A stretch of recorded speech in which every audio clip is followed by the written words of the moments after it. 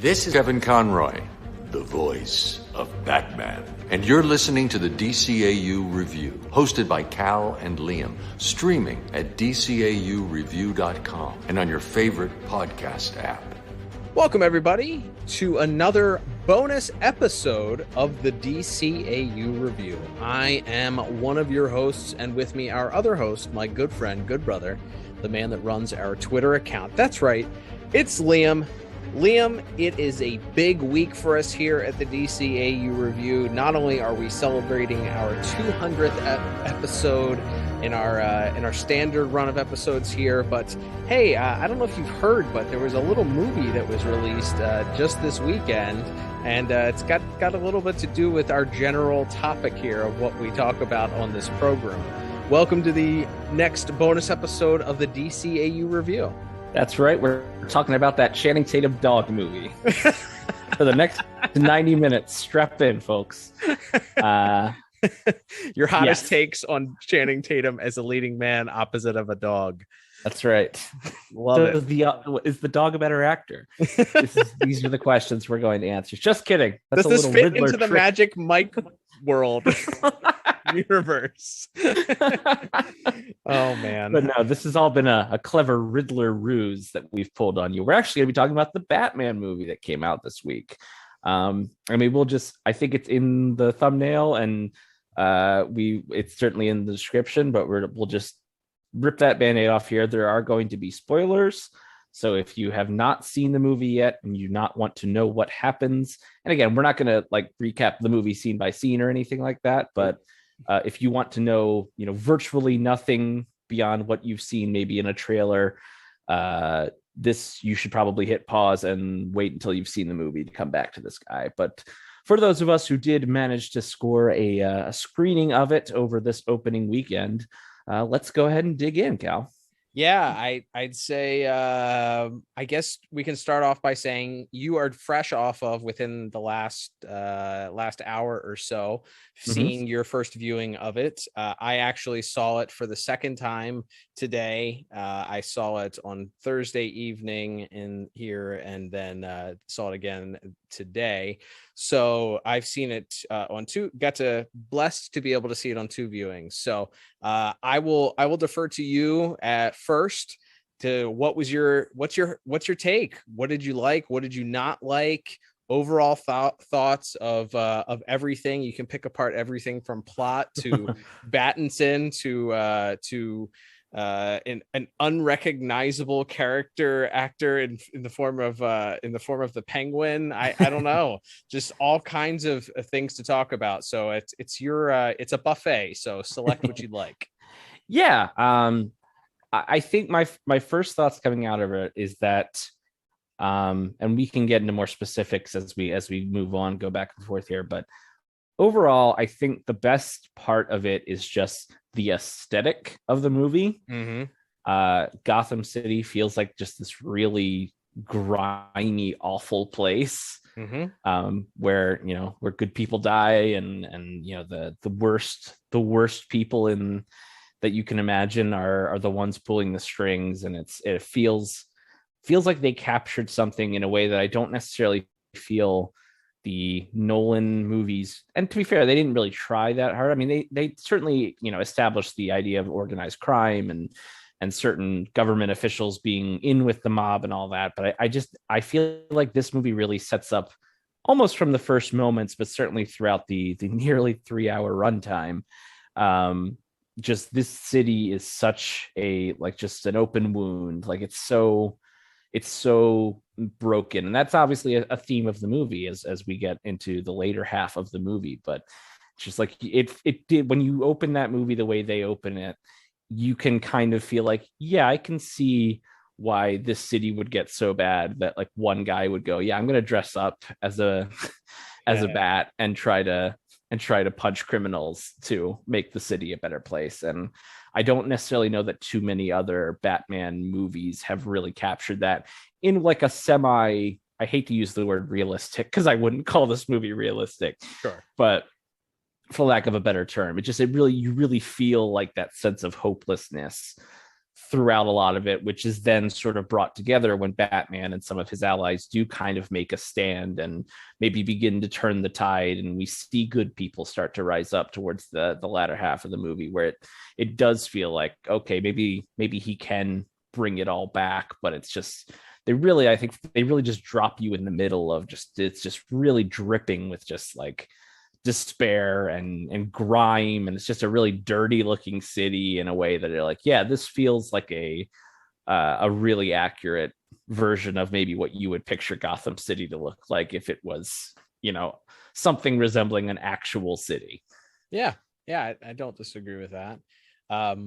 I think you're spot on with that. I do appreciate, there's a lot of points in the movie that are taken from Batman the Long Halloween. That was cited by the director, Mr. Reeves, as a definitely a point of influence for writing the movie. So there's a lot of that organized crime pulling the strings feel that we talked about, actually, which you can check out. We actually reviewed the animated version of the Long Halloween last Halloween, just a few months ago. So a lot of those points I felt like were very fresh in my mind, and I think that they did do a good job of translating that. I agree with you. I think that typically it feels like, maybe with the exception of Batman Begins, that you have to have this sort of cartoony aspect of the supervillain to step in and be the main antagonist. And while obviously the Riddler is an antagonist in this, he's truly sort of a side character for most of the movie. He, the real villains being revealed as the people that are in charge of the politicians themselves, and then of course the forces working behind the politicians being revealed as part of the aspect of the villains, and then having this additional prong of the insane person that is attempting to take what he believes to be a way of dealing with these people and serving vengeance to these people is sort of the ultimate. Obviously, we culminate with that realization. But the fact that the mob and the mafia and the organized crime bosses are a big focal point of what's going on here, and Batman being a detective to have to try and piece things together and find out and pull these strings. I think this is the first time, and it was done that way intentionally by Matt Reeves, and he's mentioned that in several points, is he wanted it to focus on Batman being a detective, and I thought that was done so well. I think that there's so much of the Batman detective that had gone previously unexplored. We have, Batman, the creature, that, the sort of the urban myth, which was kind of like I feel like the Batman 89 Batman. And then you have the Nolan Batman was sort of just like the symbol of hope, but also, fighting against doing what he can to fight within the system in a way, but also simultaneously support that as Batman. So you have those aspects of Batman that way, but this was really the first time I felt like the detective was actually explored intentionally, and I feel like it was done to perfection. What did you like? Did you like the movie itself? I know we got into talking about the actual aesthetics and stuff, some of the things we liked first, but how did you feel about the movie as a whole? Yeah, I liked it. Like I think it's it's 2 hours and 55 minutes long. It's a long movie. It is. And there were parts where it is slow moving, as far as, there are not a lot of action sequences throughout this movie. I think you get some good Batman action. And I think what's funny about it is, while I would 100% say that the length is maybe something resembling a problem for this movie, there wasn't a lot where I was immediately like, well, this could be cut. Right. Like, you could have just not done this. Like, it's because it's come together. And I think that's something that also just comes from these stories, these superhero stories. I think that's why they lend themselves more to episodic storytelling. Whether that's television, whether that's cartoons, whether that's comic books, obviously. where you can really kind of flesh out a lot of this world over 12 issues or over a season of a television show. That if you only have if 3 hours is the absolute longest you can make your movie, there's going to be stuff where you're like, it's all pretty good. Like I said, as far as it's a lot of world building for where Batman is in at this point in his career. We're a couple of years into him being Batman. He's sort of he sort of narrates the movie, not constantly, but we do have this sort of inner monologue. We see him writing in a journal where he talks about where he wonders if he's making any sort of difference and if there's any hope for this city. And so there's a lot of aspects of that I like because that's, again, a very common thing. If you've read Batman comics, he very often has an internal monologue talking about that sort of thing of, right, of why he's doing this, what he hopes to accomplish by doing it, and what he feels about what's happening. So I really like them incorporating that. You already touched on it. I love the idea that you actually get to see him be a detective and work, kind of hand in hand with Gordon and the rest of the police to puzzle out what these clues the Riddler is leaving him mean. Like, I think there's a lot of really cool stuff in here. I really like Zoe Kravitz's Catwoman too. I think she's great. She's fantastic. Like, as far as just like again, like I keep coming back to the word aesthetic because I can't quite place my figure on it, but like this version of Catwoman, which again heavily borrows from the Frank Miller and Jeff Loeb written comics of her, as and this is probably the biggest spoiler I can think that I will drop. They do acknowledge that she is Carmine Falcone's daughter in this, and that's kind of why she's around and kind of mixed up in all of this, along with a friend of hers who works at the Iceberg Lounge, also having gone missing. So so I think she's really good. There's a lot of stuff I love in it. I think the Riddler, as you kind of mentioned, he's kind of an afterthought for a lot of this, because the more interesting story here, I think, is Bruce Wayne and Batman sort of gripping with what his role in this city is going to be, his family's history with the city, and all of that feels. And I guess that's the point, is that I know Matt Reeves mentioned that Batman Ego by Darwin Cook was a huge influence for him as well. And there's multiple scenes of him sort of wrestling with his own demons and as well as sort of Selina dealing with her own. And there's sort of this cross paths where they are kind of two sides of the same coin, and they both have moments in the movie where they almost go over that line. So yes, in the most long-winded way possible to answer your very simple question, Cal, I did like it. I think it's worth seeing. There's a lot of cool Batman stuff from comics, from other animated shows, the animated series, and things like that I think this draws on in ways that the previous movies either couldn't or didn't seem that interested in.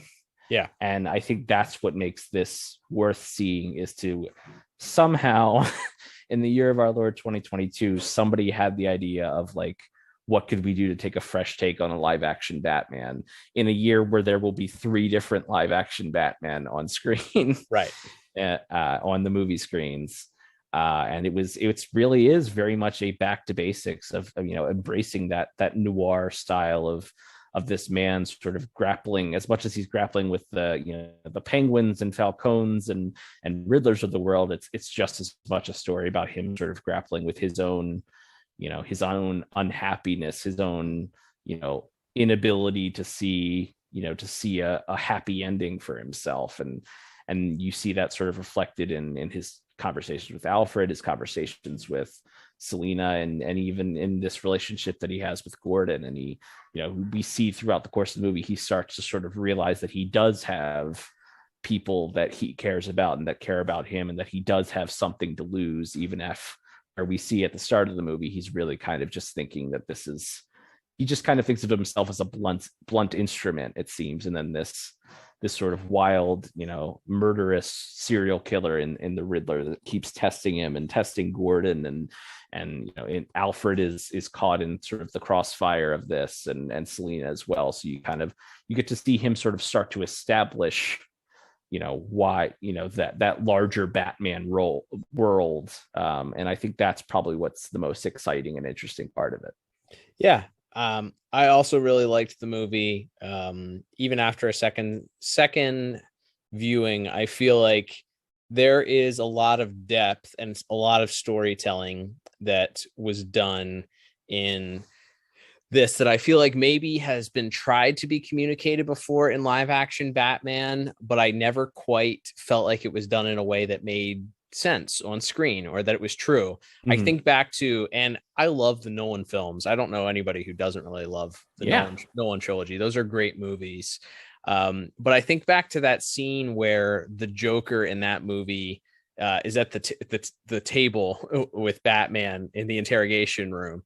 And I think it's that one, or maybe it's later on when he has him in the building, but he tells him, you're just like me, right? He tries to convince Batman that they're the same. They're two sides of the same coin.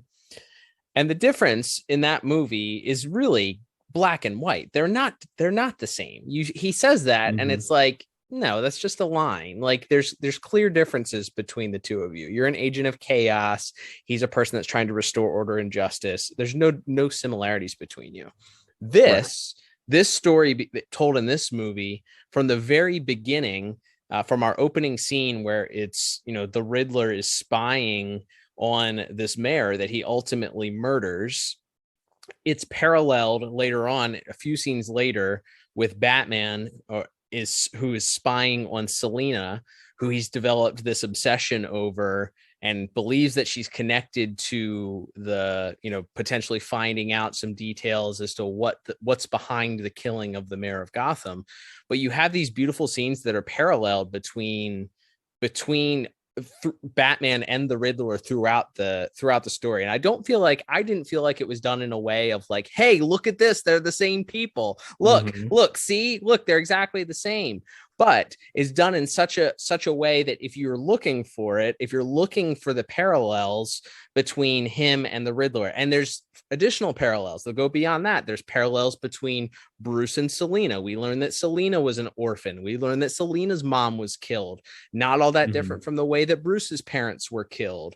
That she was murdered too. There's parallels between the two of those characters and where their paths deviate.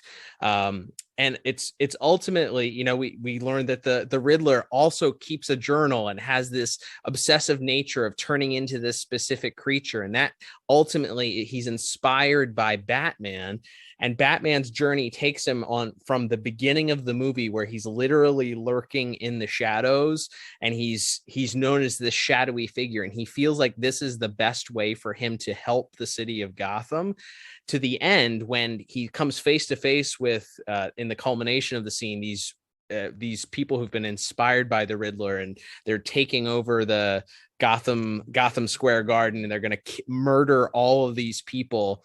And he comes face to face with this man who repeats the same line back to him, that he's vengeance, and he realizes he's unintended by the way that by his own actions, he's unintentionally inspired this act of vengeance throughout the city, and he needs to more clearly define what his mission is, and he needs to step into the light in order to do that. And then at the end of the movie, he's literally in the light helping the people visually alongside the authorities in a way that he's more visible and he's no longer in the shadows. I feel like the poetry of the writing from the beginning to the end, done through the storytelling, not only of the dialogue and the interactions, but also in the visuals throughout the movie, it's just I felt like I was watching poetry. Like it's so good. I thought that Matt Reeves' direction was just fantastic in that story he's kind of telling within the story, and to really drive home that plot point of, hey, these characters are very similar, and Bruce is very close to teetering on this edge while he has this hard line that he's drawn, which again, I think we've talked about this before, is pivotal to making the Batman a hashtag my Batman, I guess, this hard line that he's drawn, that he's not going to kill people.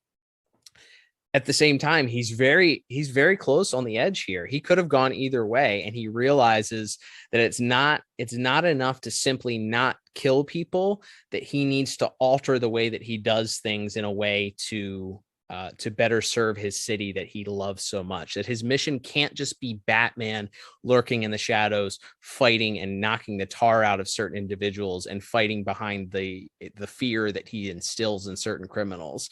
That he has to alter this because fear and vengeance can lead to this dangerous example being set where people believe that they can use that to sort of incite this tyrannical behavior towards those that they feel like need justice and aren't willing to serve it. But I think it's maybe one of the, yes, I don't disagree with you. It's too long. It is not perfect. It is too long. I agree with you. I don't know what you would have cut out to make it shorter.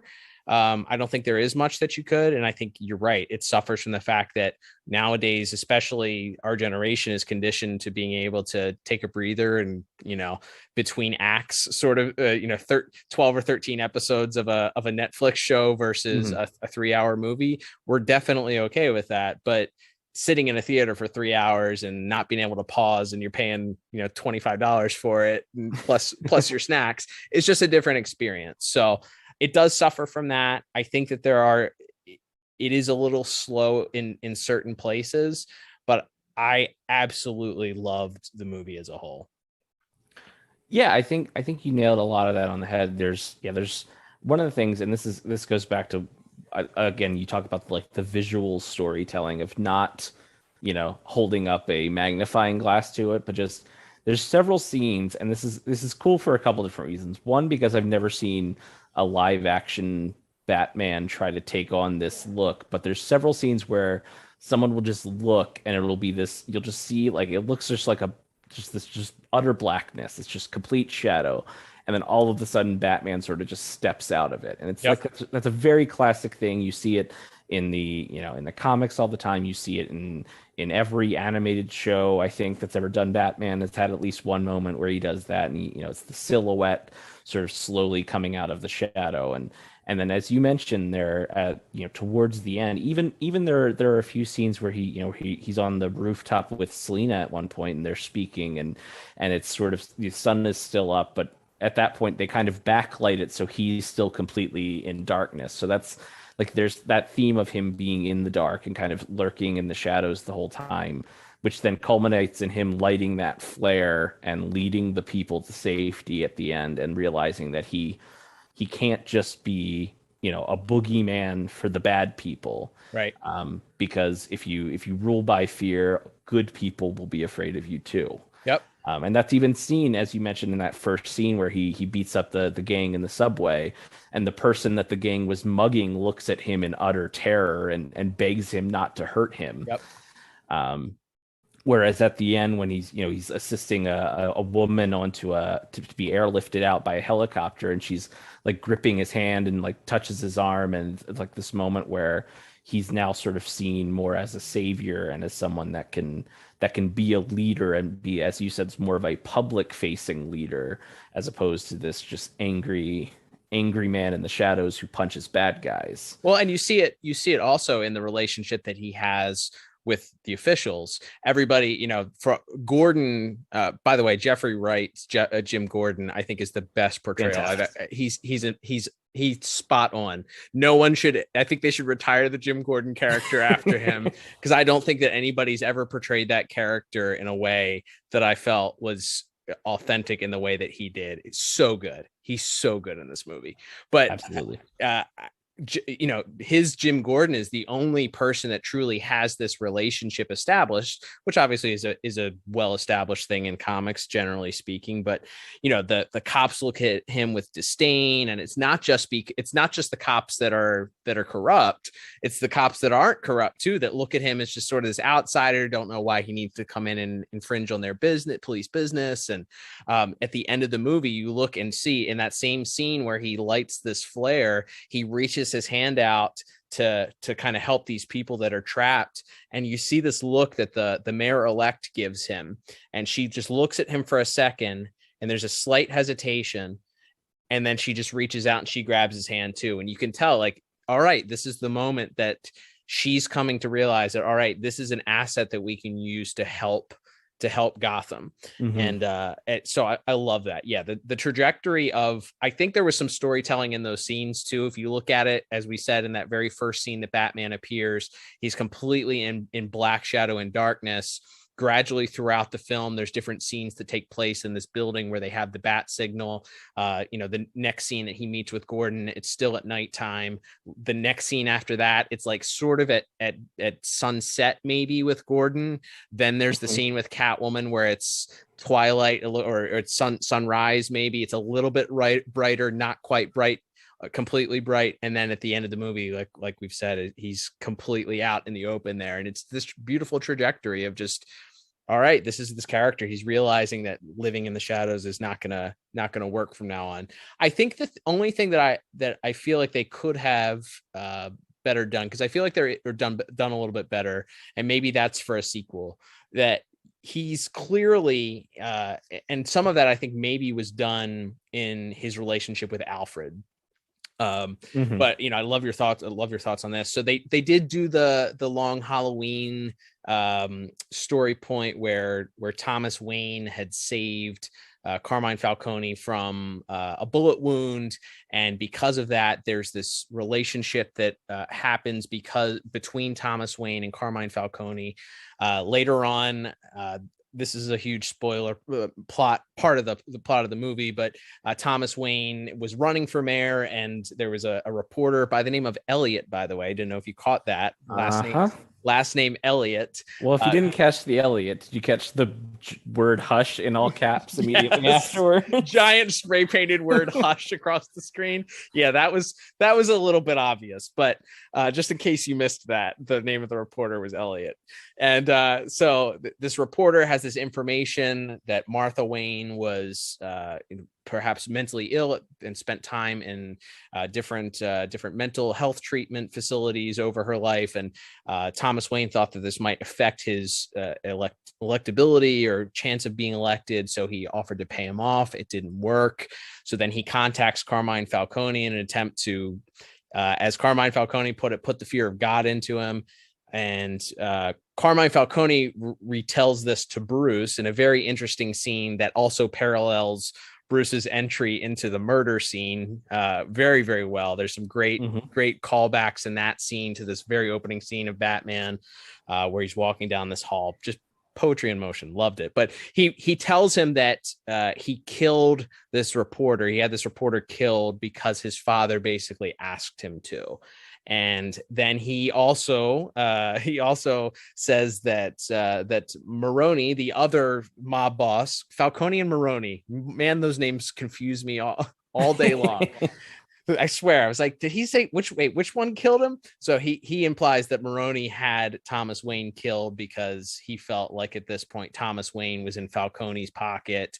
So Bruce is having this existential crisis where he goes to Alfred, who's in the hospital, and kind of shakes him down. But we don't really. My point being that we don't really see him, I don't think, come to realization that Bruce is an important part of this character too, to serve the city. Like, we see sort of a trajectory where he's very reclusive. He doesn't want anything. He doesn't, Alfred is begging him to come out of the cave and make a public appearances and have interactions with people. And Bruce does not want to be Bruce Batman. He wants to be Batman. He wants to only spend his time being the detective and focusing on what's going on. So later on, I think we learn that some of that is because Bruce doesn't. It's a scar for Bruce. The name, trying to think about and people he cares about. If he's Bruce, there are people that he cares about, and then that's a problem. He doesn't want to have to face that fear again. And then, of course, he comes to realize that Alfred has been a father to him in a way that maybe Selina didn't have a parent, that sort of put him on a path to become Batman, and sort of shows you the difference between those two characters in that way. But I feel like he didn't quite, at least it wasn't blatantly obvious, that he realized that there's a place for Bruce Wayne to help the city as well, that his influence can still be used in a positive way complement what he can do as Batman. Some of it maybe in the dialogue, but I feel like that maybe that was a point that could have been touched on to maybe have the character move an additional step forward. But maybe I'm nitpicking. Yeah, no, I think that's fair. I did think that that whole bit of Alfred being caught in the explosion and then being in the hospital and all of that was a little that was maybe the only part that felt super abrupt to me. Because you have that scene, then you have the scene that you already talked about, which is very good between John Turturro as Falcone is very good in this too. Oh, he's great. He's great. And they have this scene where he sort of paints this picture of who Thomas Wayne is to him, and then he goes to Alfred to say, to get, as you said, sort of shake him down. Why didn't you tell me about this? Why didn't you tell me, that my father, because that I think that's an essential point that you've maybe seen touched on in things like Long Halloween. It's a pretty big plot point of if anyone's played the Telltale Batman games, of this idea of like, well, if the Waynes weren't who they said they were, if they weren't these idealistic, perfect people that little Bruce made this vow to, then what has all of this been about? And so to see him struggle with that a little bit more maybe would have added to that. Right. And instead it's sort of he gets that message, he goes to Alfred in the next scene and is told, actually no, Falcone killed your father, not Maroni. And your father never asked him, your father had a moment of weakness. It wasn't about his political aspirations. It was about protecting your mother and all of that. And I think all of that is good in a vacuum, but maybe that's something you could have left as a loose end. Like maybe Alfred doesn't regain consciousness in this movie, or just does right at the end. And then you kind of leave that as something dangling for a sequel. Maybe, yes. So maybe you could argue that's the way you could shave 8 or 10 minutes off this movie. But again, I would hate to lose that scene. I think you could still do the bit where Alfred gets hurt and Bruce goes and sees Falcone, because I do think that scene's wonderful, and it would sort of add to that weight of, again, as you've said, of Bruce being this guy who could still go the other way and still could lose himself in this war that he's fighting. And as you said, it all kind of so that notwithstanding, I do think that it is very good, because there is the moment once the Riddler is captured where he and Batman are speaking, and Riddler's sort of laying it out to him that, oh, we did this together, you're just like me. And Batman is sort of horrified by that, and in turn the Riddler is horrified to hear that Batman doesn't want anything to do with him, or doesn't believe that they were fighting for the same things. And it's so that theme of what exactly he's doing all of this for, I think is it really comes back throughout the whole movie. But yeah, I'm kind of with you there, that maybe the Alfred point of that scene maybe it's kind of glossed over very quickly, where you learn, oh, maybe Thomas Wayne wasn't such a great guy.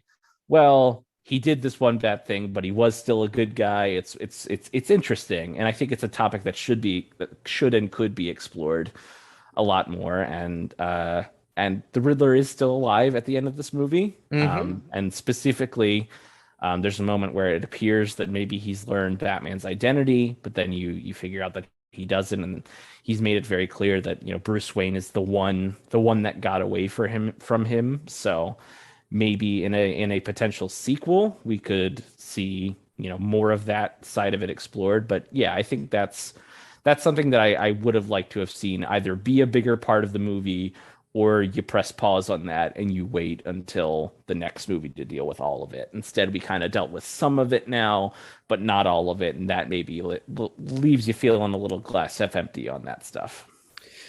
Agreed. And you sort of, I guess we'll transition now. We can still, of course, hit things that we liked and didn't like.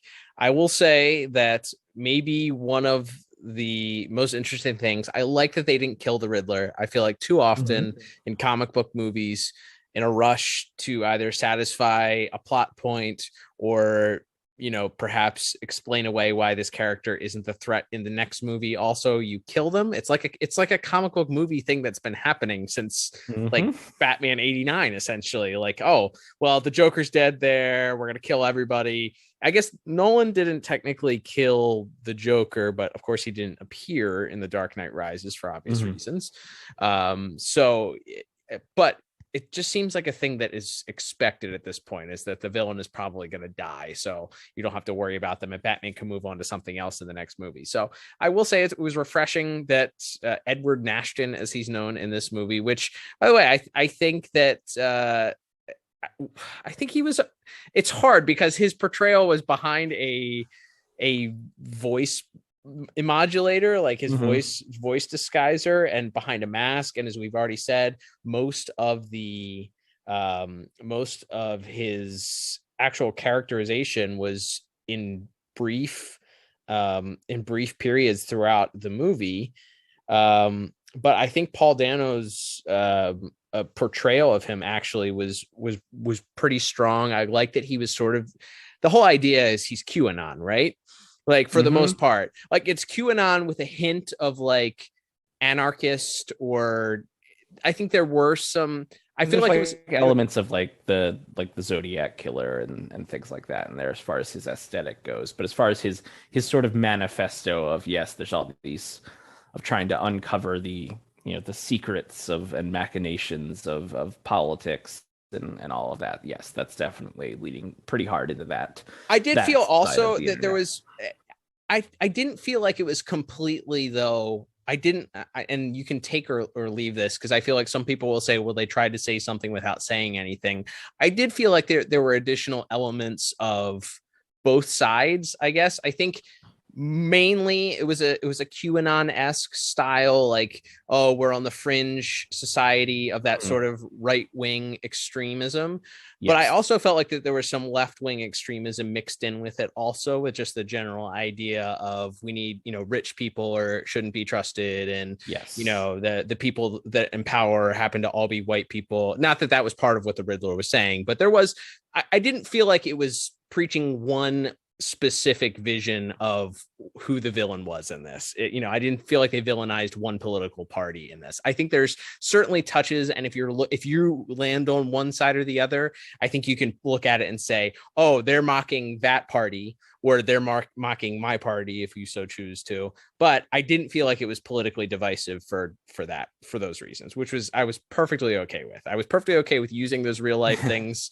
But I didn't feel like it at any point took me out of the movie to say, oh, this was a platform or a soapbox to talk about one thing or the other.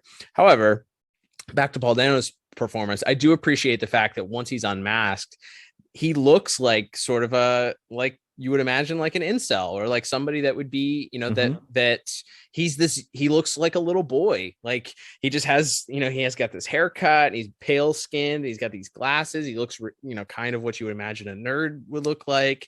And his interaction with Batman in that scene, I thought was great. I thought he doesn't get a whole lot to do for the prior part of the movie, but I feel like most people, because of the setting, are going to try and compare that to the Heath Ledger Joker scene.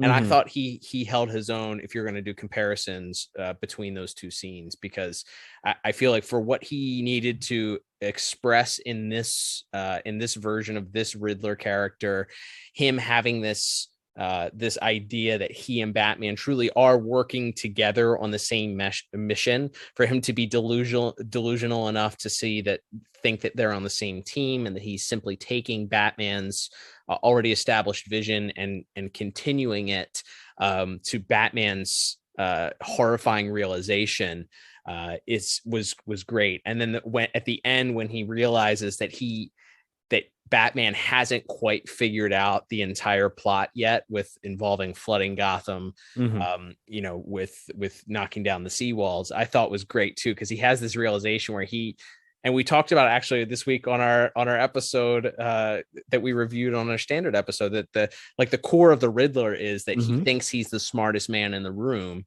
He thinks that he's smarter than Batman. And when he feels like he is, it just adds an extra layer of just evil to that character, because he's like, ha, I got one over on you. You didn't quite figure it out just yet. You're not as, he even says, you're not as smart as I thought you were.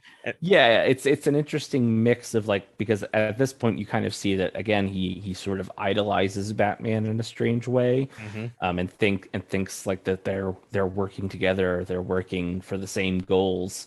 So there's like a little twinge of disappointment in it, but also he then sort of goes right back to gloating of this idea of like, oh, I thought we the two of us could be here safe while it all went down, but I guess you've got to go out and and stop. So like there is that sort of air of like superiority returns to him after that sort of disappointment in the fact that Batman isn't quite what he thought he was. So yeah, I think that is interesting, and that's also an element that I think, and based on and this is probably the biggest possible spoiler anyone could care about, so I'll give one final warning here. We see the tease for the sequel is the Riddler talks to a gentleman in a cell next to him in Arkham Asylum who has a big smile and an infectious laugh. He's unnamed Gotham prisoner. What are you talking about? That's right. What the credits say. Unnamed Gotham prisoner. Who could that possibly be? Right. But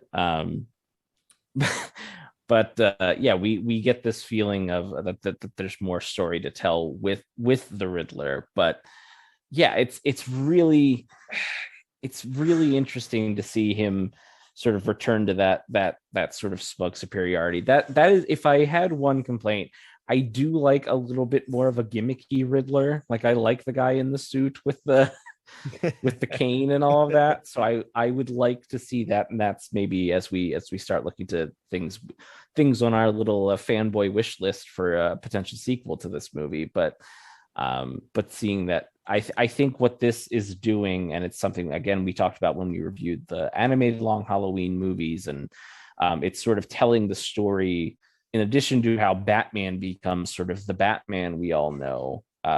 It's also telling that story sort of like the Long Halloween comic does and like the animated movie does, of how we're making this transition from the mob bosses. Maroni's already been taken down when the movie starts. Falcone dies in this movie. So you sort of have, all that's left now is going to be these really deeply unhinged people. You do have the Penguin still as a player left on the board, sort of as the heir apparent to the crime families, so to speak. But then you get this feeling with this Riddler and Joker scene that it's like, oh, this is the time where where we get that transition away from the guys in suits with Tommy guns and into the really crazy gimmicks, and how as we've spoken about quite a bit, and how there is that eternal question of, is Batman drawing these people to Gotham? Like, is he hurting the city in ways by, these crazy people with these gimmicks and personality disorders? Are they sort of attracted to him and his gimmick? And that's what causes them to do these, incredibly violent and outlandish things. So I feel like we're kind of juggling a few things there, and this movie is kind of all about, kind of setting up that transition away from the gangsters and mobsters to the super villains. Yeah. So first thoughts on the Joker. Mine, I know Matt Reeves, I was just reading before we started, Matt Reeves has come out and said he's not sure if the Joker would be in the second film. It seems that I feel like it almost felt like a contractually obligated Easter egg for us to set up a second scene. And maybe this is Matt Reeves' sort of revenge saying, hey, I kind of put him in there. And I think he's also said that there was originally more scenes with his mysterious unnamed Arkham prisoner. But, I would almost much rather see at this point, we've had Joker in the Dark Knight. We had a solo Joker movie.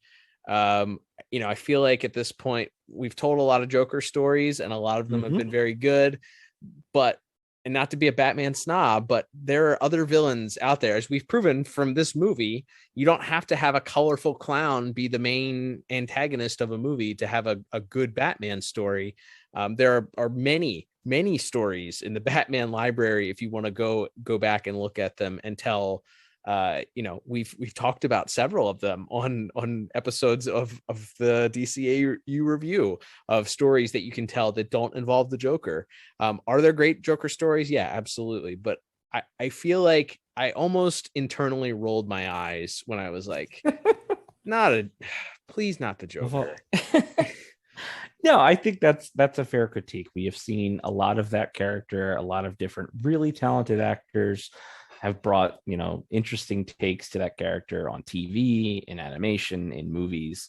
So it is a little bit like, what could this version do that would really feel like super fresh? And would, even if it, and again, that's not a fault of the actor playing him, or Sure. I'm not saying that there couldn't be a very good story told in this world with that character, but I just, yeah, you wonder, it's like, gosh, it's been a long time since somebody's taken a crack at like a Mr. Freeze. It's been a long time since somebody's, nobody's ever tried to take a crack at like a serious crack at like a Clayface or a Man-Bat or some of these other characters. Right. I mean, we got Two-Face for 3.5 minutes in the Nolan film, but right. there's a lot of, I think, interesting, colorful characters that you could absolutely draw on before you had to get to a Joker. So, at the very least, I think it would be interesting if they do go to that in a sequel. Maybe you set it up as like you introduce like a Hugo Strange or somebody. That like another side is like, obviously the Arkham games kind of take a lot of that of him sort of being a puppet master who's sort of egging these various supervillains on in different ways and kind of being a little bit of that. So like I guess if you're gonna do a Joker, I'd like to see it be not be the main bad guy. Like, I think it's fine to have a Joker in this world, but I'm not chomping at the bit to see him be, the guy who pulls focus for the umpteenth film in a row. So sort of like how maybe they handled him in Mask of the Phantasm, where he plays a part if you want to, but he's literally a piece of the puzzle that leads to the, I mean, and let me just say, Matt Reeves did a great job of doing that. I think we've talked about that already. He had a lot of pieces. When you look at it, we haven't even talked about Colin Farrell's Penguin yet.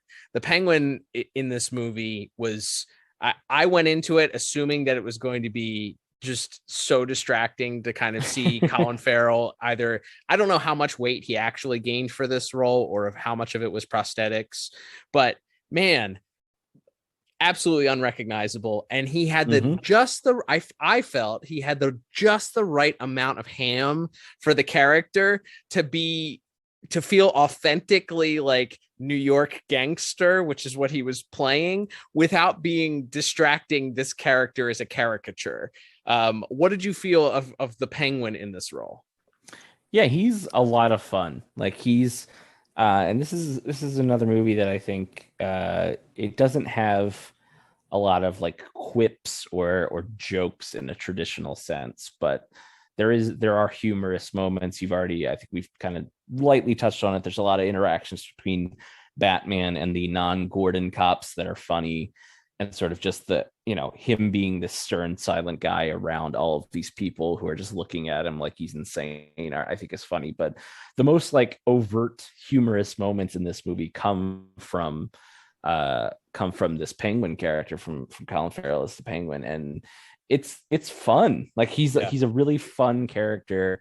And I know a lot of people really love the Gotham version of this character, or some of the video games, or some of the other, of course, Danny DeVito or Burgess Meredith, some of the other people that have taken a shot at him. But I love the idea of him being, this version of Penguin is always the most interesting to me. The guy who's sort of, he isn't necessarily the ironically, kind of the opposite of what I said with the Riddler, where he isn't just a guy knocking over banks with trick umbrellas. Like, that's fun, but I think having him be sort of this guy who kind of acts like a big shot, And then as soon as Batman shows up, he's sort of wetting himself, and he's terrified. Like he's so good in that the car chase sequence, which is also probably the standout action beat of the whole film, where he's just like talking to himself the whole time, and there's this big explosion, and he thinks Batman's dead, and he's so proud of himself. And then the Batmobile comes flying out of the fire, and he's so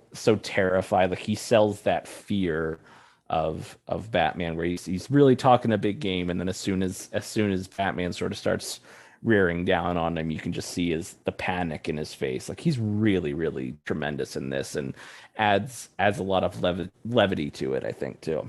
Yeah, the scene where immediately after the car chase scene, which as you mentioned, yes, everything about that scene is great, from the music, the score. I mean, the score is just throughout the entire movie. I think the music is incredible, but the score for that scene is great. The action is certainly probably the heaviest in any scene, like you mentioned.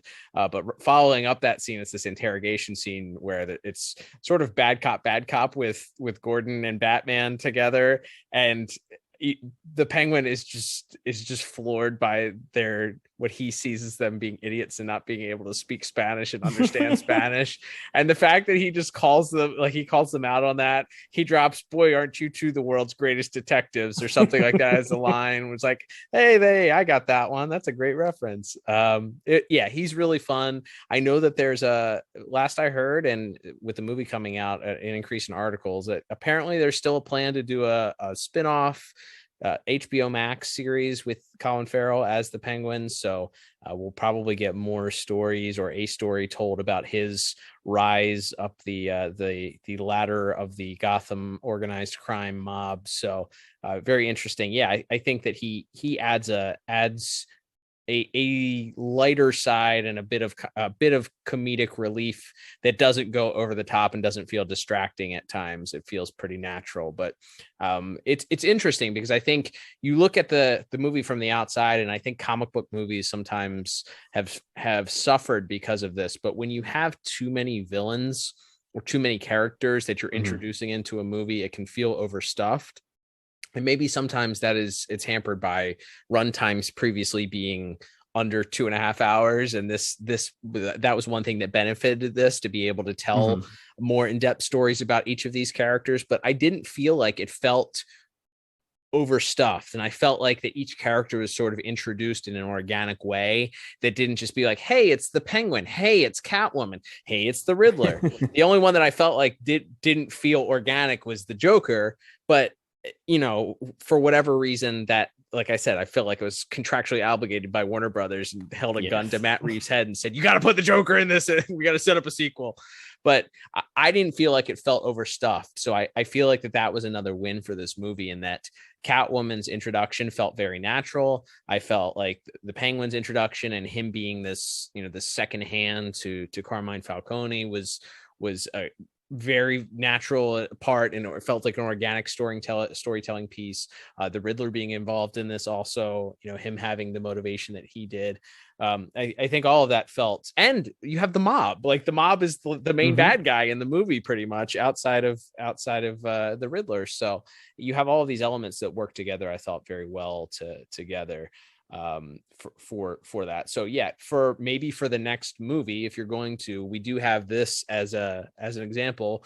Matt Reeves was able to balance all of these moving pieces and not make it feel, for me at least, like it was overstuffed. So perhaps if you do have a movie that's based on, perhaps because they took some of the apparently took some of the story plot points from the War of Jokes and Riddles, and you have a Riddler Joker sort of war happening, or a turf war happening between different pieces. I haven't seen much talked about it. I saw maybe one or two small comic book articles, but there is a part where it appears that Batman may introduce Venom. Not Tom Hardy's abnormal alien symbiote, not that lovely Eminem song, right? No, not that one, but Venom, as in the thing that powers Bane. And that also felt a little weird to me. It just kind of came out of nowhere. It's in the final battle, he gets knocked on his ass, and Catwoman is being attacked by this one last Riddler goon or Riddler impersonator.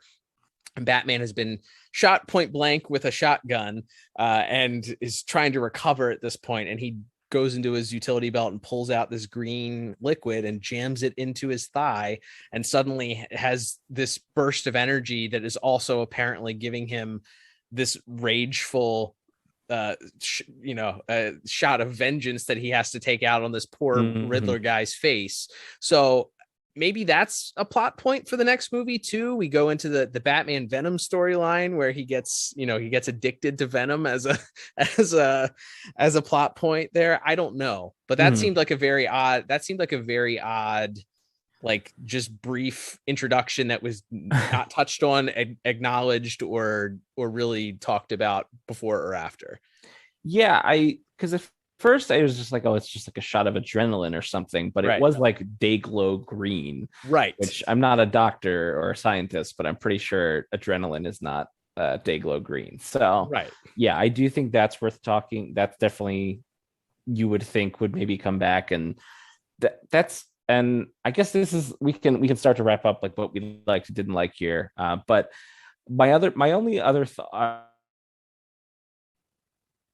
to this version of live action Batman, I don't, and I guess they did he kind of gets broken down because he gets shot so many times in that final sequence. But there's multiple sequences here where he's just taken like machine guns to the chest and to the back of the head and all of this, and just like walking, and there's an explosion point blank. And so a bomb blows up in the man's face, and he doesn't have a bloody nose or a scar to show for it at all. But I would like to see a Batman with a little bit more finesse. And again, this is a young career Batman, so you can forgive some of it there. But that's always what sticks out to me about and I like that scene, the warehouse scene in the Affleck Batman vs Superman, is like, there's a shot where a guy grabs a handgun and points it like an inch away from the back of his skull and fires like 5 times, and Batman doesn't even react to it. And I'm always like, well, what? I don't know. Why are you dodging any gunfire if your suit is complete, like so impervious that you don't even like feel the shock of a bullet hitting the back of your skull, which by like bulletproof vests or body armor don't mean that you don't feel a bullet hitting you. So again they do kind of do that in the last sequence because he gets hit by like a shotgun to the chest from like an inch away, but there's a lot of him just taking gunfire throughout this and kind of shrugging it off, and as you said, shrugging off other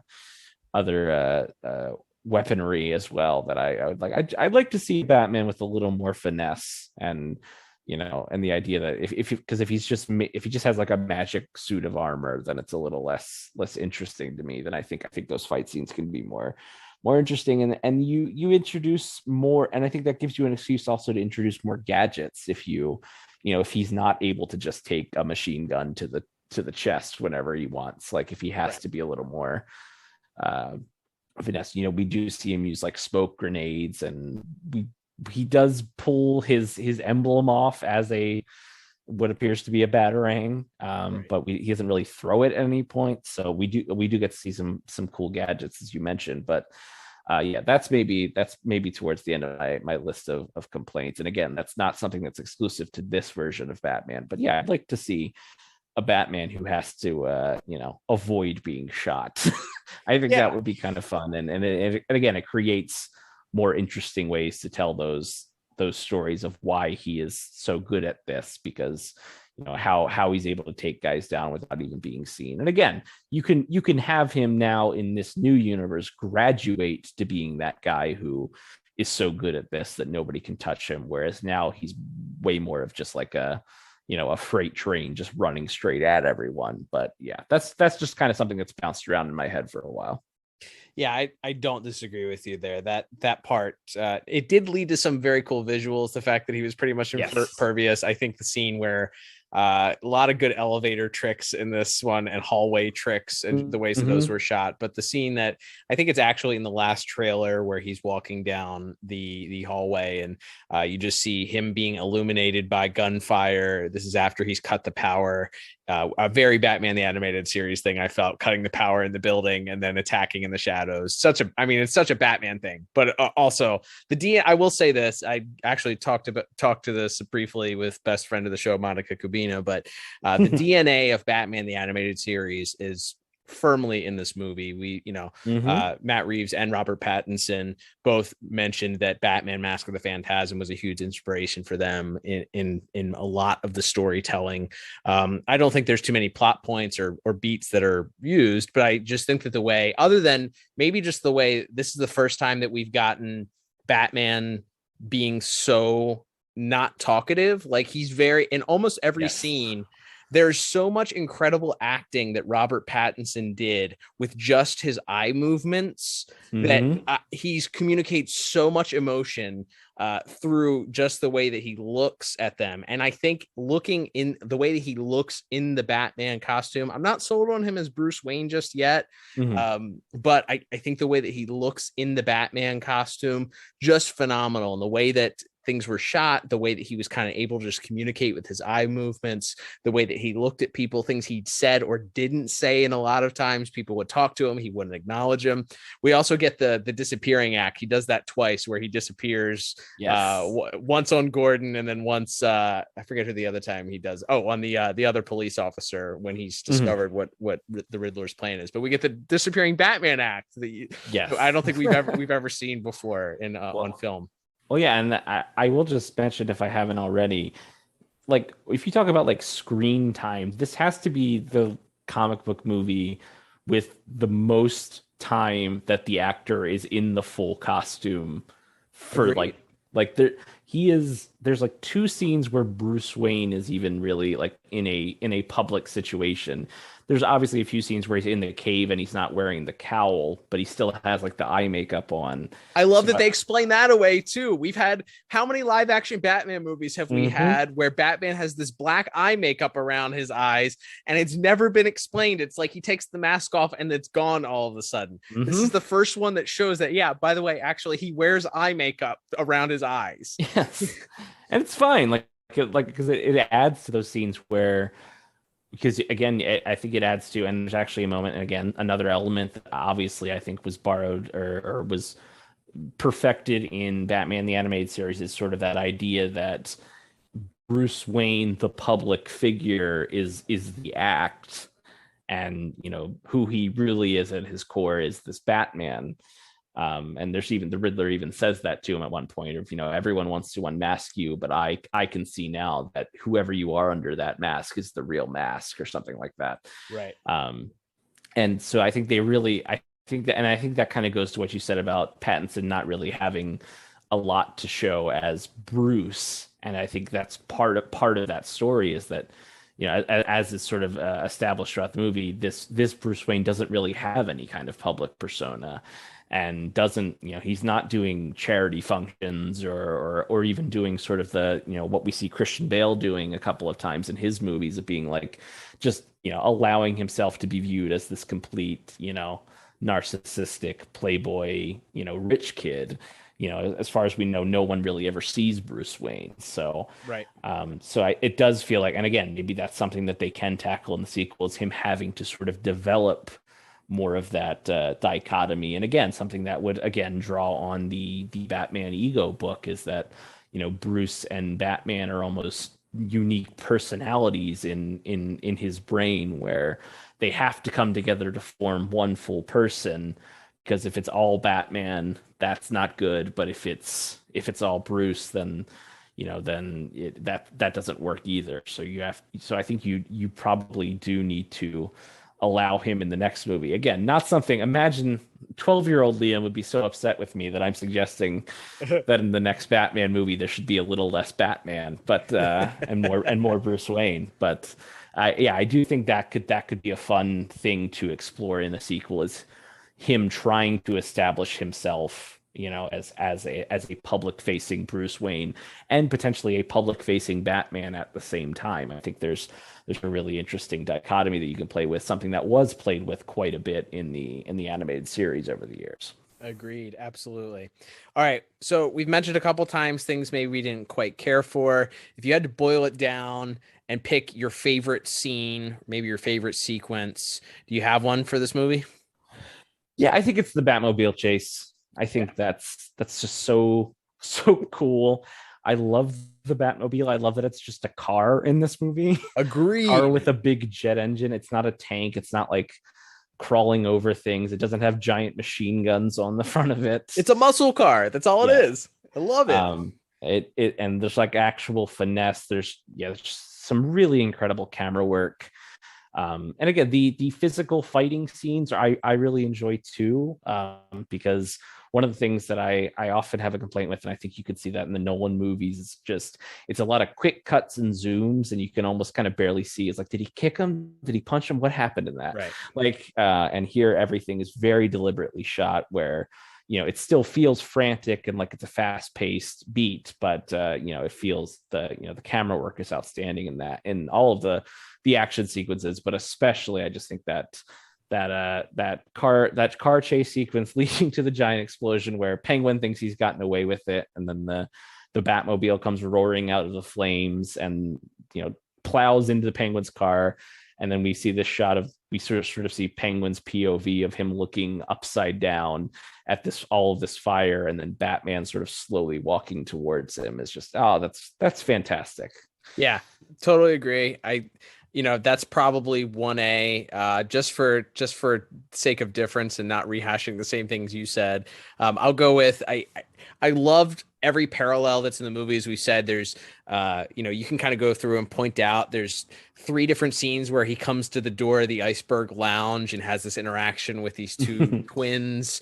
I love those guys, by the way. So great. Such a Gotham thing. It's like, yeah, of course the Penguin just has 2 twins as his doorman. Right. Like, I figured it was like it was probably Tweedledee and Tweedledum, but you're not going to call them that. It's just right. It's just, hey, there's 2 twins there's a pair of twins that work for Penguin. I love that. It's great. And the different interactions, like I said, I really enjoy the parallels, and the cinematography throughout, I think, is just great. I think the use of the red hues, I'd really like to hear an in-depth interview with Matt Reeves, if he hasn't done one already, about the color palette and why he chose the color red is so prominent in this movie throughout, that it stands out. I mean, he doesn't use it for every scene, but the scene that it punctuates, it's very visible. And then occasionally you get these shots of blue, and then like I said, the scenes where the red illuminates the scene are some of the best shot, as he's leading the Gothamites to safety at the end. But the scene that gave me goosebumps both times that I saw it was that final scene in Gotham Square Garden, where the Riddlers are all on top of the scoreboard, and they're kind of lined up there. And just as they're about to seemingly Gordon, they've already shot the mayor. Gordon has stepped in, and he's trying to figure out how he can plan an attack. And they're just about to rain down this gunfire on all of these people. And there's this explosion that happens from the skylight above. Batman drops in, and there's just this fight. The music swells. As you said, we finally get our first full combat scene kind of since that warehouse scene from Batman v Superman. It's not quite Daredevil Netflix level of action, but it's not a stranger to that either. You get to see a little bit more fighting going on, and Batman taking on each and one of these goons. And then as it progresses, he's sort of hanging on the side of the scoreboard and sees what is, I guess, a fire extinguisher or something, and he hits it with something to make it, or puts a little explosive on it, makes it explode. So now, of course, the room is all fogged up, or on top of this scoreboard is all fogged up, and you have the the Riddler goons just kind of standing there with their guns, and a very classic Batman just jumps out of the fog to attack them, and the music swells. It like that whole scene, I could probably watch that over and over again, and will when this is more readily available for legally on the internet. So but yeah, I think that scene is a great way to end it. And there's a lot of great scenes in the movie, though, that are punctuated with some great visuals. But all right, Liam, time for just one or two more things here. What would you? We've already touched on it a little bit, but if you are being consulted by Mr. Reeves here for a sequel, what are you looking to see specifically in a sequel to The Batman? Well, I think especially because of the way this film ends with this sort of brighter, hopeful take, and you do have elements. It looks like maybe they're bringing in a little bit of elements of like a no man's land with how the city is just in complete disarray. The whole half the city's flooded and the National Guard's coming in. So and all of that. So you already have some pieces in place as far as villains. You could do more with the Penguin. You theoretically have Riddler and that mysterious fellow. We don't know who it is in Arkham there. But number one thing I'd like to see, especially because it looks like they want to take this in a little bit of a brighter, more hopeful direction, is I want Robin. I want Robin in this world. I would like to see a genuine crack at a kid Robin in this world. Let me ask you this then.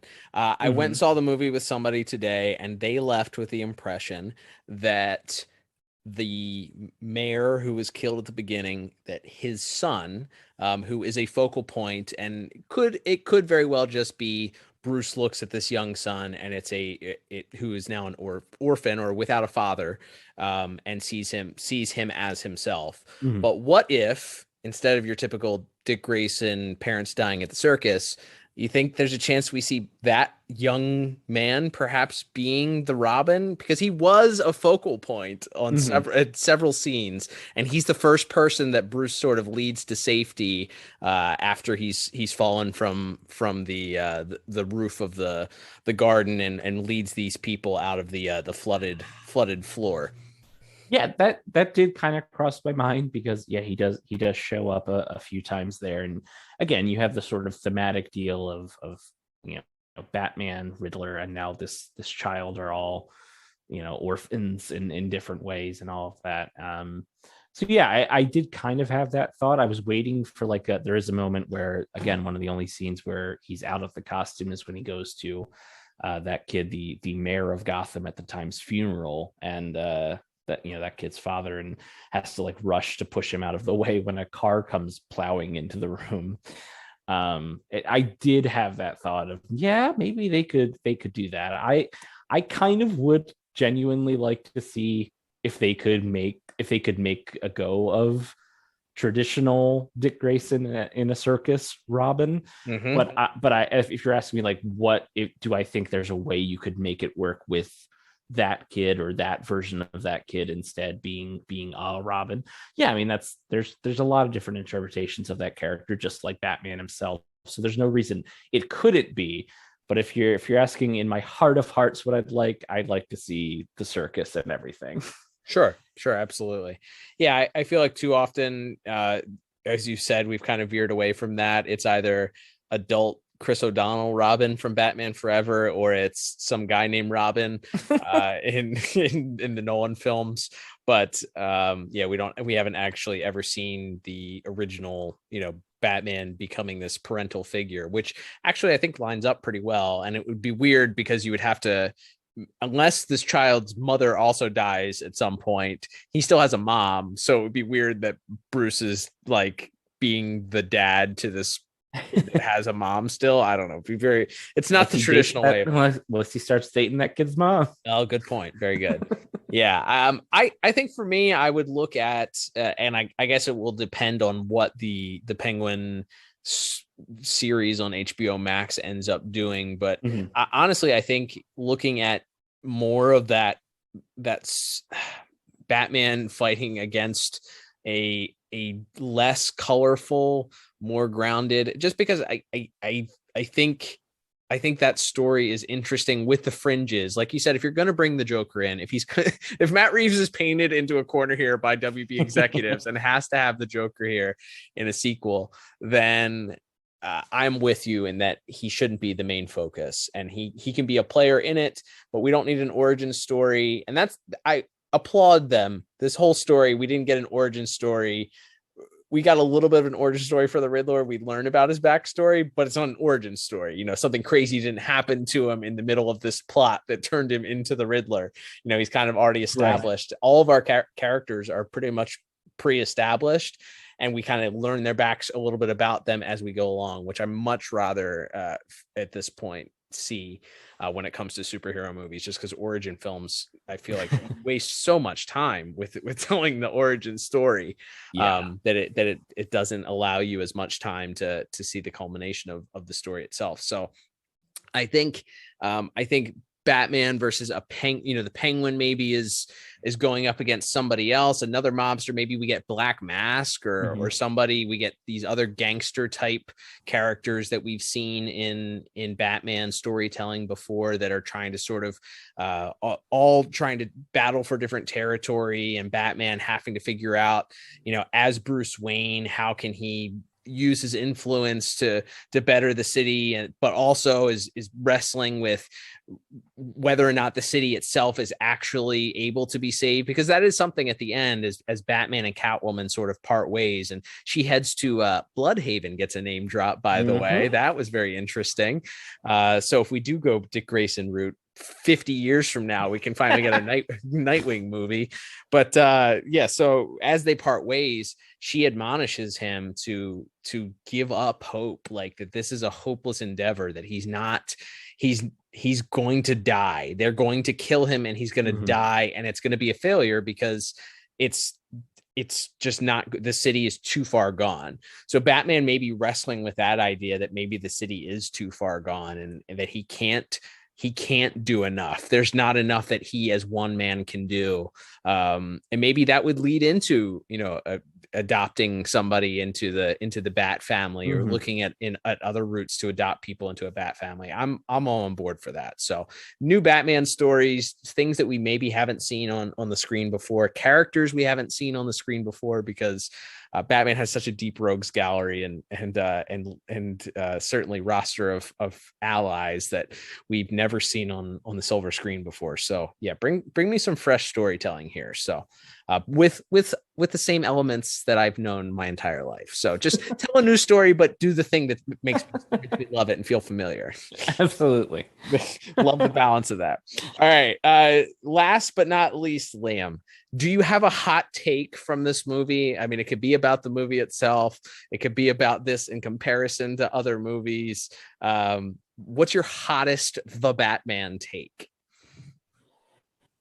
Yeah, gosh, this is hard. Because I think it might be what we've already touched on, but I think my hottest take is that I want like a spandex or like cloth bat suit.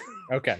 And then I want to see more finesse, and like I understand, again, visually, as you mentioned, there's the sequence where the lights go out in the nightclub, and the only light is from the guns, you know, the bullets bouncing off of his suit is very, very cool. But I think, yeah, I would like to see, let's see that armored up suit get damaged, and he has to go to like a more stripped down, like spandex suit in the next one. That's my big home run swing. All right, so here's my hottest take, and I probably should wait, I don't know, a month or two before I make this take, because after you get the adrenaline of watching a movie, you always feel like, man, that was actually great. I love that. That's the best thing I've ever seen.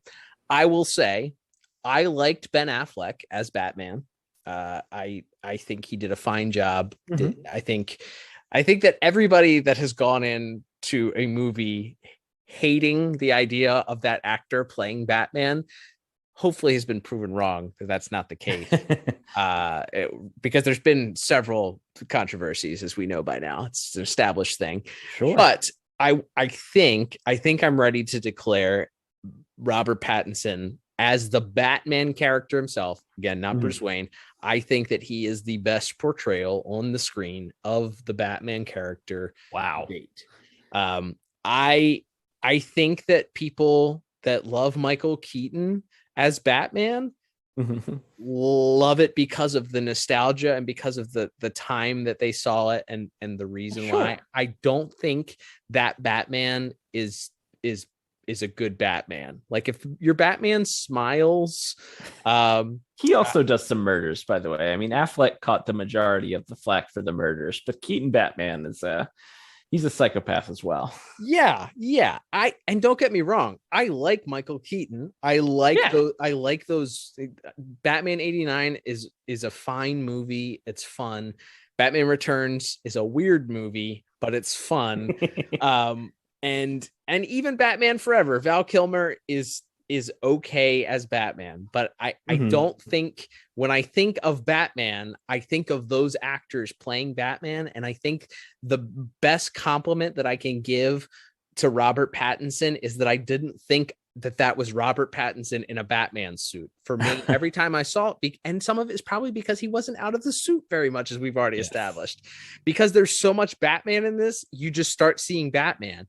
And like I said, some of the other subtle things, the way that he was able to communicate without saying anything, the looks in his eyes, the way that he moved his eyes, just some of the general, it's hard to figure out how you can emote with when half of your face is covered, but Absolutely. I feel like he did that extremely effectively. So that's my hot take. Pattinson is the best live action Batman to date. I like that, and I will. I don't know if I'm willing to co-sign on that just yet, as I've only just seen it, an hour or so ago. But I will add, he's got the best Batman voice of any live action Batman, I think, because a lot of the other Batman didn't really try to do a lot to differentiate their voices. Before, I would say, like, the 89 through 97 Batman didn't really. Right. And then you had the Christian Bale portrayal, which has been, lampooned and kind of made fun of. And it's like, I think it works for those movies because Christian Bale really commits to it. He's right. Weird, but it became snarling, almost a parody of itself. Yes. Right. By the third movie, when he's doing it, you're like, everyone knows you're Bruce Wayne. Just talk normal. Right. Like when he's talking to Gordon at the end, it's like, he knows, like, all right, whatever. But or when he's talking to Lucius and he's still doing the voice, it's like, he knows you're Bruce Wayne. You don't have to do the voice. Right. But just like, and the subtle ways that it kind of, like, when he's sort of talking to Selena, like there's a scene where Selena goes into the nightclub and he sort of has like an earpiece where he's sort of coaching her where to go and who to talk to and all this stuff. And he's kind of doing the rasp. And then she kind of has this moment where she kind of freaks out because she comes across Falcone. And like the voice completely drops, and it's just him speaking in kind of the regular Bruce Wayne voice. And he's like, I love the idea that you can still tell that he's putting on that sort of grittier, whispery voice, but that it's not such a silly, like, over the top thing where it's just more of an aura he's trying to give off in the way he speaks and the volume at which he speaks, more than it being like a traditional, binary switch of the of the regular voice and the snarling, gritty, growly Batman voice. So yeah, I like that. I think he's got probably the best live action Batman voice to date. I'll go that far. And I think that his Batman with Zoe Kravitz's Catwoman they have incredible chemistry, despite just maybe that was the other thing in the story. If we're going to nitpick, felt a little rushed, which always feels rushed. It's like, why all of a sudden is Zoe Kravitz kissing Batman? It made sense, I felt like, on the Batman side, because he clearly became the parallel was his obsessive nature over Catwoman developing so quickly, mirroring the Riddler's obsession with these serving justice, and how obsessive Batman can be as a character, and why sometimes that can devolve into unhealthy behaviors. But his sort of loneliness that we sort of established. He's keeping even Alfred at arm's length, but doesn't really have any sort of certainly not any sort of like physical love or touch or anything coming his way. a long time. So like it definitely makes more sense on the Batman side why he's, more enamored with her. And yeah, she seems sort of, and I think in other versions maybe you play that up as she's sort of aware of that attraction and uses it against him, but here it's more played as more of a traditional romance. Yeah, she's great. I don't know if we spent enough time talking about how good she is. She's fantastic. She's phenomenal. And I think you're right. I think you did mention that she perfectly kind of encapsulated that Selena Kyle. She's I'll make a bold statement too. She's the best on-screen Catwoman that on the silver screen that we've seen. So again, as far as translating comic page to screen, I don't think anything has done better as far as capturing certain vibes and aesthetics, certain visual things. And again, certainly that's in the performances as well. I don't think anyone has quite captured it the way that these actors and directors and cinematographers have. Absolutely. All right, Liam. Well, that will begin to wrap things up. I would say, if you're given this, if this was a standard episode, we would say rewatchability. I think at this point, it's just a recommendation. Obviously, if you're listening to this, hopefully you watched the movie, because all we did was talk about spoilers and major plot points. So hopefully you've seen this, but we would love your feedback. Tweet us at DCAU Review or comment on our posts on Instagram at DCAU Review. Give us your thoughts of the Batman. Hey, slide into our DMs too if you want to keep the spoilers a secret. We'd love to discuss spoilers with you, so we can chat that way if you so desire. But yeah, we'd love to hear your thoughts. And if you haven't seen it, I would say this is I recommend this movie. 2 thumbs up. What about you, Liam? Absolutely. I think, yes, if you love Batman comics, if you love Batman the animated series, which I have a feeling you might if you're listening to this, there's a lot of stuff that I think, like I said, has just never really been attempted, or at the very least never really successfully translated from a comic page or an animated scene, the way this is, from like we've talked about, the aesthetic of the city, the portrayal of Selena Kyle, Batman himself. Like there's just Gordon again. Yeah, can't say enough good things about Jeffrey Wright. The score is really, really fantastic. Michael Giacchino, I believe. I might be butchering that pronunciation, so I apologize if I am. But just fantastic stuff. I want to listen to the whole soundtrack now that I've seen the movie and really dive deep into it. But just the main character themes of Batman and Catwoman and even the Riddler theme, I think, are all really, really tremendous and really just add to that sense. What we talk about all the time, that Shirley Walker and Lolita Romanis and some of those other tremendous composers that worked on the animated stuff were so good at, which is just adding to whatever emotion that the scene is trying to make you feel. The music is there to sort of reinforce that, and that's such a hats off to him as a composer. Absolutely. Yeah, we could have probably spent another hour talking about the music. But yeah, definitely worth a listen. And every scene that needed it is punctuated in a way that just gives goosebumps and makes you it's great at making you emote what it needs you to emote. Like it's great. Hats off also, I will say, if you were on the fence about Matt Reeves as a director, hopefully this, if you haven't seen his prior work, this will give you a little taste at just how talented of a director this guy is. It also encourages, for me, regardless of what role he has in it, but we know that he's credited as a producer on the new Batman Caped Crusader show. So regardless of whatever role it is, if he has his finger, even just as little as pinky finger, in the Batman Caped Crusader show, I think that's this lent me to say, hey, this franchise is in great hands, especially when you look at the Herculean task he had at following up such a universally loved and heralded Nolan trilogy, to then finally take, yes, we've had Batman since then in the Snyderverse, but a solo Batman film was not attempted in the way that this one has. So hats off to him too. I'm excited to see what his future dabbling in the DC universe leads to. So lots of great stuff there. Absolutely. Yeah. It's nice to have a movie where it feels like, the director, the writers, the cinematographers, the actors had a had a strong idea of a story, a specific story they wanted to tell, and then they got to tell it. It didn't feel like, well, it's been X amount of years, and for, you know, Warner Brothers stock purposes, we need to fart out a Batman movie. Like, it felt like this was a very specific story told with this character, and using a lot of elements, as we've, you know, keep coming back to, that just really hadn't been attempted to be adapted into a live action story before. There you go. All right, Liam. Well, that will begin to wrap things up. As we said, please give us some feedback. Continue the conversation on social media. We'd love to interact with you and hear your thoughts on The Batman. If you've seen it, don't forget, follow us on social media at DCAU Review.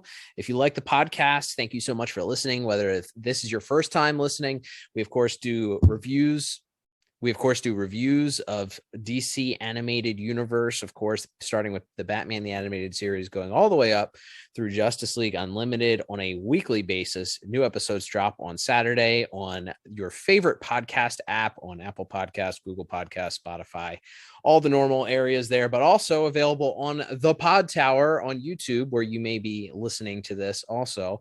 So if you were listening to this on YouTube, or maybe if you just want to support us, you can go over to youtube.com/thepodtower and subscribe to the channel there. You not only get great content from us, but some content from our friends over at Tim Talk, which also discusses animated Batman, and that whole DC animated universe, and the Watchtower Database, who have an entire channel devoted not only to that stuff, but also DC as a whole. So check that out. Liam, we have an exciting 200th episode dropping later this week, where we will be talking about not Ra's al Ghul, but Ra's al Ghul. So a huge 2-part episode that we'll be reviewing this Saturday as a part of our 200th episode. It's a great kickoff to the week here with our review. Thanks for joining me. I look forward to talking that episode with you this Saturday. Absolutely. It's been a lot of fun. We love doing the show. We love talking with each other about this stuff. And of course, most importantly, we love talking with all of you. So definitely want to leave us a comment, or shoot us a message if you want to talk spoilers or whatever about this. And then definitely let us know what you thought of our show. And hopefully everybody will be joining us this coming Saturday on our 200th episode. Can't wait. Until then, I'm Cal. And I'm Liam. And we'll talk to you on the 200th episode of the DCAU Review. Bye-bye.